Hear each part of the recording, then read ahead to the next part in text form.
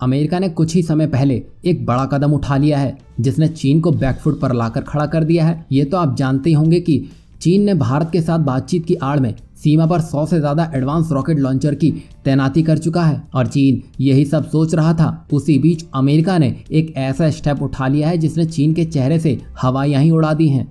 दरअसल हिंद प्रशांत क्षेत्र में चीनी ड्रैगन की बढ़ती दादागिरी से निपटने के लिए अमेरिका ने करीब 15 साल बाद अपने महाविनाशक बमवर्षक विमान B-1B लैंसर को डिएगो गार्सिया नौसैनिक अड्डे पर तैनात भी कर दिया है। भारत से मात्र 1500 समुद्री मील की दूरी पर स्थित Diego Garcia naval base America का हिंद महासागर में अभेद्य किला है। यहाँ हम आपको ये भी बता दें कि डिएगो गार्सिया से अमेरिका मध्य पूर्व के देशों और दक्षिण तथा दक्षिण पूर्व एशिया के देशों पर निगरानी रखता है। वैसे 17 अक्टूबर को B-1 की तैनाती हो गई थी, पर इसकी खबर अब जाकर सामने आई है। वैसे B-1B लैंसर अमेरिकी वायुसेना का सबसे घातक विमान है और इसकी ताकत का अंदाजा आप इस बात से लगा सकते हैं कि अपनी श्रेणी में स्पीड और उड़ान की रफ्तार के मामले में करीब 50 विश्व रिकॉर्ड दर्ज करवा चुका है। और यहाँ हम बता दें कि अमेरिका ने ऐसे अब तक 100 विमान ही बनाए हैं, जिसमें से अमेरिका ने किसी भी देश को इसे बेचा भी नहीं है। अब इस विमान को बेचा नहीं गया है वो तो अलग बात रही, पर जिस पाले या जिस खेमे में ये बॉम्बर होगा, जाहिर सी बात है